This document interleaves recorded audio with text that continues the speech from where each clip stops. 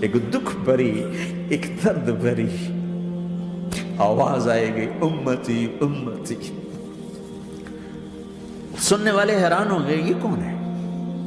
یہ کون ہے جو اپنے آپ کو نہیں مانگ رہا، اپنی امت کو مانگ رہا ہے؟ یہ کون ہے؟ جب آواز کی طرف نظریں لگیں گی، او یہ تو محمد الرسول اللہ ہیں، جھولی پھیلی ہوئی ہے، ہاتھ اٹھے ہوئے ہیں، اے رب میری امت۔ کون سی امت ساری زندگی شراب بیچتے رہے؟ کون سی امت ساری زندگی ڈرگز بیچتے رہے؟ کون سی امت ساری زندگی زنا کرتے رہے؟ کون سی امت ساری زندگی ظلم و ستم کے پہاڑ توڑتے رہے؟ ساری زندگی جوا کھیلتے رہے؟ آپ تو کہتے دفع ہو جاؤ، میری نظروں سے دور ہو جاؤ، نہ تمہیں میری عزت کا خیال، نہ میری نسل کی قربانیوں کا خیال، میرے معصوم بچے نیزوں پہ چڑھ کے اس دین کی، تم چند پونڈوں پہ کیا ظلم ڈھا کے آئے ہو؟ دفع ہو جاؤ، یا اللہ انہیں جہنم میں ڈال۔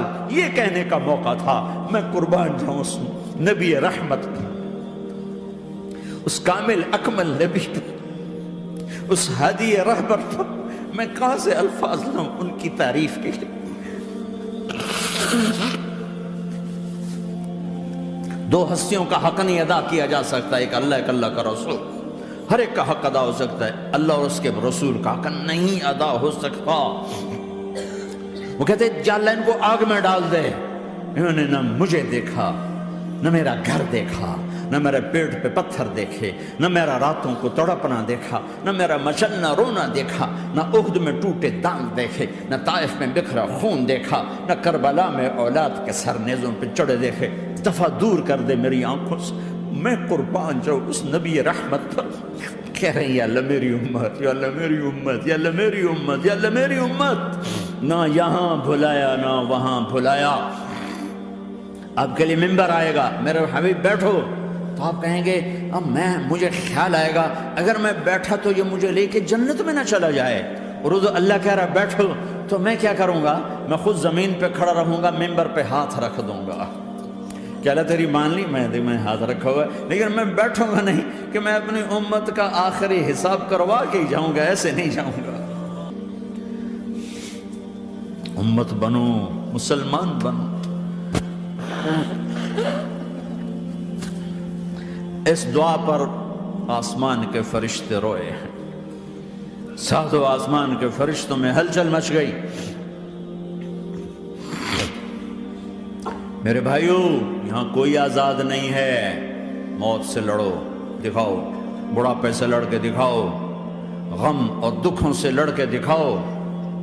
یہاں پابند بن کے چلو اس اللہ کے جس کی شہنشاہی ہے، اس اللہ کے جس نے مجھے بنایا، اس اللہ کے پابند بنو جس نے مجھے آنکھوں کا نور دیا، زبان میں بول دیا، جسم میں طاقت دی، عقل کو سمجھنے کے اوصاف دیے۔ اس اللہ کے پابند بن کے چلو جس نے قرآن کو اتارا، جس نے دھرتی کو بچھایا، جس نے آسمان کو اٹھایا، جو موت دینے والا ہے، جو موت کے بعد اٹھانے والا ہے۔ اس اللہ کے پابند بن کے چلو جو میرے جسم کو چورا چورا کرنے والا ہے، میری ہڈیوں کو ریت کی طرح ذرہ ذرہ کرنے والا ہے۔ اس اللہ کی مان کے چلو جو پھر مجھے میرے اس پارا پارا وجود کو پھر جمع کرنے والا ہے۔ اس اللہ کے سامنے جھکو جو قبروں کو پھاڑ کر مجھے پھر کھڑا کرنے والا ہے۔ اس اللہ کے سامنے جھکو جو ساری آدم کی مردہ نسل کو دوبارہ زندہ کرنے والا ہے۔ اس اللہ کے سامنے جھکو جو زمین آسمان کو ایک دن توڑنے والا ہے، توڑ کے پھر بنانے والا ہے۔ اذا السماء انفطرت وَإِذَا الْكَوَاكِبُ انْتَثَرَتْ وَإِذَا الْبِحَارُ فُجِّرَتْ وَإِذَا الْقُبُورُ بُعْثِرَتْ۔ زمین آسمان کو ہلا رہا ہے، موت دے رہا ہے۔ اِذَا زُلْزِلَتِ الْأَرْضُ زِلْزَالَهَا، زمین پہ موت آ رہی ہے۔ اِذَا السَّمَاءُ انْفَطَرَتْ، آسمان مر رہا ہے۔ اِذَا الشَّمْسُ كُوِّرَتْ، سورج مر رہا ہے۔